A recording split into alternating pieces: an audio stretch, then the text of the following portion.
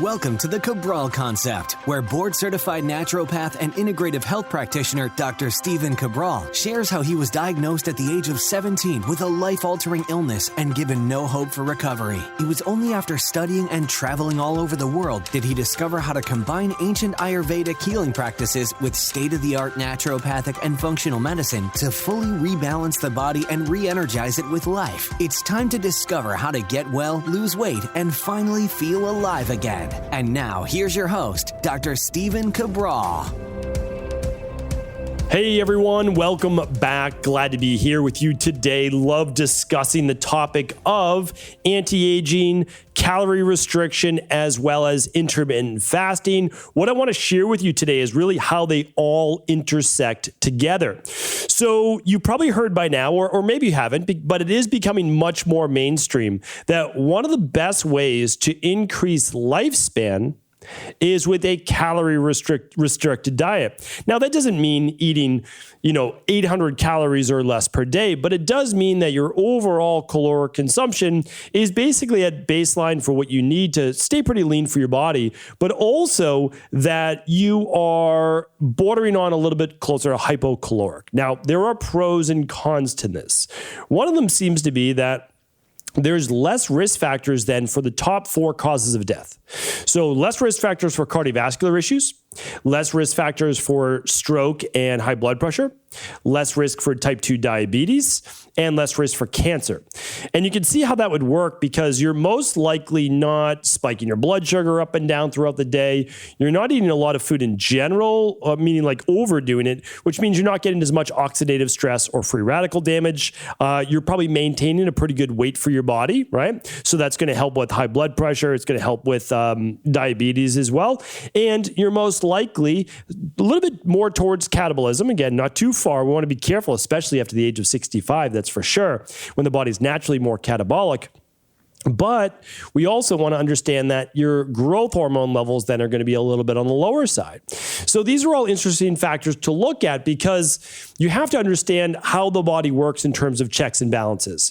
So if you want those longevity-based effects, well, it might actually not allow you the same energy and vitality that you're looking for during your younger years. And I want to share a study with you right now that actually reflects this. So one reasons why I love to be able to bring you the research is that I see this every day in my clinical practice, right? So I've been in clinical practice now for over a decade, specifically just looking at functional medicine and essentially at-home lab testing.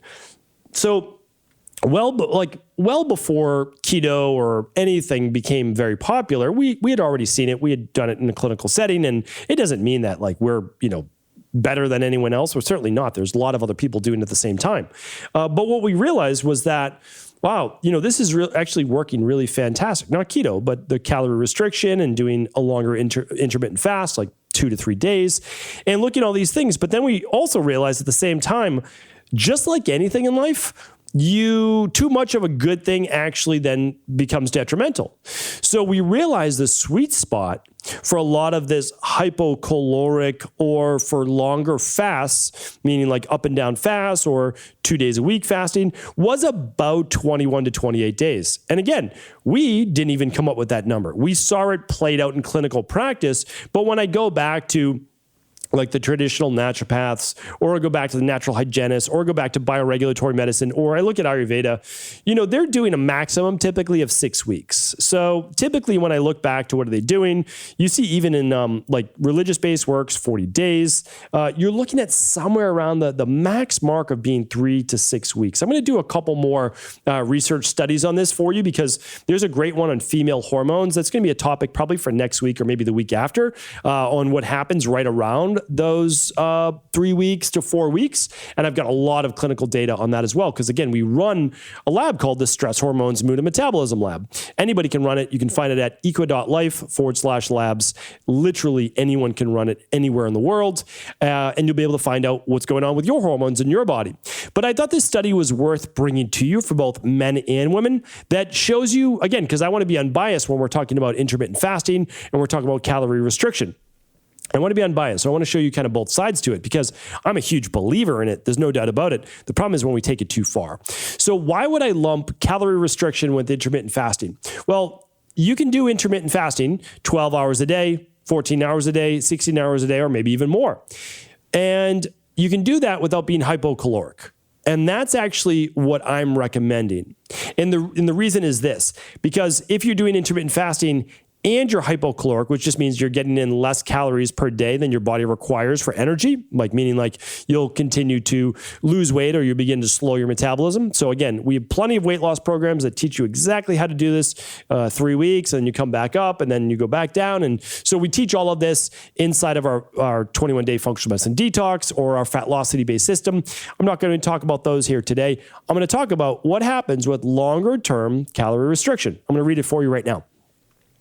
This is a PubMed study, and it is called Long-Term Effects of Calorie Restriction on Serum Sex Hormone Concentrations in Men. The same is going to happen for women to a varying degree, but keep in mind the overall theme of this because it's not just for men, all right? So calorie restriction slows aging and consistently reduces circulating sex hormones in laboratory animals. So we know that calorie restriction slows aging, right? And if you do it from a younger age, animals can live like 25% longer. I mean, that would take a human from 80 years to almost 100 years or so, right? I mean, that's pretty phenomenal. That's pretty fantastic.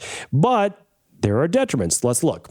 However, nothing is known regarding the long-term effects of calorie restriction with adequate nutrition on serum sex hormone concentrations in lean, healthy humans. So in this study, they measured body composition and serum total testosterone. They also measured estradiol, sex hormone binding globulin, and DHEA in 24 men. Okay, so I'm going to not go over the specifics, which kind of gets in the weeds, but here's what I want to share with you. They basically did a test of calorie restriction for people that have been doing it for anywhere between about 5 and 7 years, okay? And then they looked at those people that weren't doing it, but they had low body fat as endurance runners, right? Because they were lean. So basically, they took endurance runners that were lean as well. And then they said, hey, these other lean people, they get lean through intermittent fasting. All right, so we've got two different groups. And then they used their basically control as the Western diet, people eating a regular diet of Western-based food. What they found was this. They found that both the calorie restriction and the endurance runners had significantly lower body fat than the Western diet volunteers. Well, surprise, surprise, right? If you eat healthy food, you're going to be leaner, right? So serum total testosterone and the free androgen index were significantly lower, and sex hormone binding globulin was higher in the calorie restriction group than in the endurance runners or the weight loss groups. So here's what all of that said. For those men that had been reducing their calories to maybe again, it depends on the person, right? So again, if you're 200 pounds, you're eating 1,500 calories, that's probably going to be too little for you. If you're 150 pounds and you're eating 1,000, 1,100 calories, it's probably too little for you, right? So oftentimes in the beginning, it's like, oh, no big deal, right?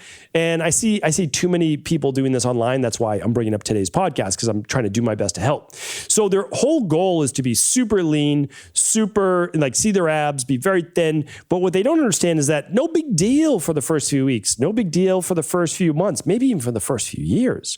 But what happens is over time, it can start to accumulate detrimental effects in the body.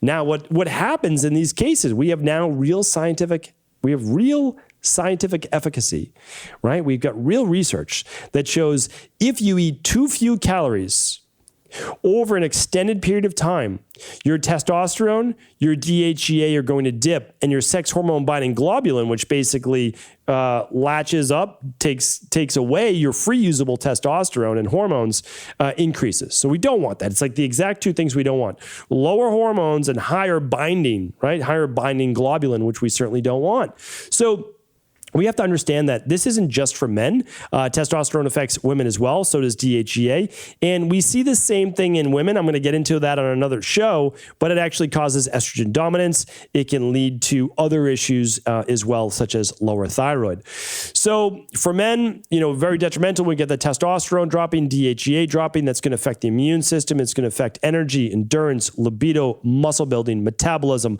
mindset, ambition, drive, and so much more, right? So we really want to be cognizant of this. For me, what it's about is realizing that you can get massive benefits from intermittent fasting. You can get massive benefits from using a lower calorie diet for a certain number of days, but not every day consistently for weeks and months on end. I'll let you know right now from a clinical perspective, for women, we see the drop, the estrogen dominance, the low thyroid, all of that on a keto-based diet, a lower calorie-based diet, and removing a lot of those carbs as well for women right around the 4-week mark. And we see so many women, like thousands of women in our practice said, I was getting great results the first 3 weeks, 4 weeks. Then all of a sudden I plateaued and now I'm actually gaining weight back and I can't seem to lose it anymore. That is because you hurt your metabolism. You hurt your hormones. Now, you didn't do it on purpose. You didn't know. But what happens now is you're in estrogen dominance. You have lower levels of thyroid. You have higher levels of cortisol. I'm going to explain that a little bit more on a future show because there's some great science, another PubMed study to back up exactly what I'm saying. So again, I want you to know too that I am a doctor of naturopathy, but you have to remember that we use the same science, right? So it's not just medical doctors that get to talk about health, right? We actually talk about it from a holistic health-based standpoint and using the state-of-the-art medicine science. We just go about it different. In this case, what are medical doctors going to do? Well, they're going to give you what? TRT, testosterone replacement therapy, right? Or HRT, hormone replacement therapy. You don't want that. You don't want that at least until you're 60, 65, 70. You don't. And here's the reason why. You can get it back naturally. And if you get it back naturally, it's more natural for your body. And you can do it. I'm telling you right now. But what you have to do is go back to good, sound nutrition, good, sound exercise. Because if you're hypocaloric and you're working out, you're telling your body that you're in a stress-based state. You're in a stress-based state long enough, it's going to drop down your hormones. That's just the way that it works. And again, you don't even have to believe me. You can actually run these labs right at home. You can do it with your local integrative health practitioner. I'm great with that. Or you can get it shipped to you at equa.life/labs. It's simple to do. You can do it right at home. So that's your choice. But I just wanted to leave you with that information here today. And then I always like to give you, just say, okay, well, what should I be doing? The smartest thing that I've seen, and I'm going to link this up. If you want to get out of this, is you want to use reverse dieting. And I talked about that on, let's see if I can find it right here. Reverse dieting was episode 1979. So it's slowly working your calories back up so that you can not gain weight and reboost your metabolism. That was episode 1979. I would encourage you to check that one out.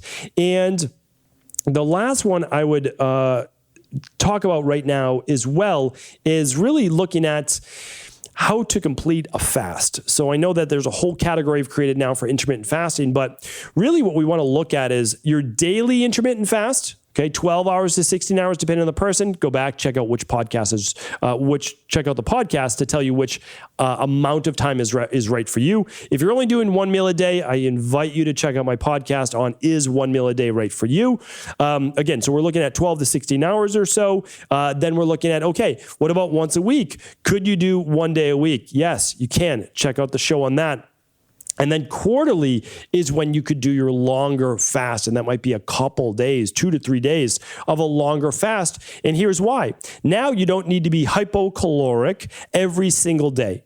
You're getting the benefits from a 12 to 16 hour overnight fast. Then you're getting the benefits once a week of maybe one longer fast, with eating normally the other days. And then once a quarter, an even longer fast to allow you to work on autophagy, work on balancing hormones, work on balancing blood sugar. From a clinical perspective, I can tell you right now, that is the absolute best thing that I've seen work inside of my practice. It's what I do every single day and every single week. And really, I invite you to test it out, try it yourself as well. The benefits are just unbelievable, and it's much more balanced. You don't need to go all in every single day to the point where you're wearing your body out. All right. So hopefully this was helpful. Again, thank you so much for tuning in. I'm going to be doing many more intermittent fasting shows on how to do it safely. I'll link them all up, the previous ones, at stephencabral.com/2006. stephencabral.com/2006 will be all the links, all of the shows that I just talked about on today's episode. Thank you so much. Take care. And of course, if this was helpful, please do feel free to pass it along to anyone else you believe it could serve. If you can believe it, it is already August, and that means in just about 3 weeks or so, the kids are headed back to school. We get back into a more normal-based routine, I guess you could call it. And with that, we need to make sure we're getting our eating on track and also feeding our kids good, healthy, nutritious meals. But in addition to the normal breakfast, lunch, and dinner, sometimes you need an easy go-to. And that's exactly why we created our organic whole food bars over at Equilife. These bars are the cleanest bars on the planet. Literally, you cannot put cleaner ingredients in a bar. Everything is organic or it's wild. You're looking at a very low-calorie snack bar in general, but it also has enough of that sweet in order for you to feel like your cravings been satisfied. It's great for kids. It's also nice to have a couple if you need it as a meal replacement. And right now, over at Equilife, you can get any flavor you'd like, a full box, completely free. That's around a $25 value, completely free right now. And again, you can choose from the sunny date, you can choose the lemon ginger goodness, the chocolate-based bar flavors, or the apple cinnamon. Literally, everyone has different tastes. They're all delicious. Choose your favorite one. Get a bunch if you're ordering with family and try them out. So that is the thing. I'm telling you right now, one of the most popular bars out there right now, the organic whole food bars. Select your favorite flavor on all qualifying orders over $129 over at Equilife right now. So pick up your favorite protocol, your lab test that you've been looking to do, anything else, stock up and get a free box on us, completely free right now while supplies last over at equi.life.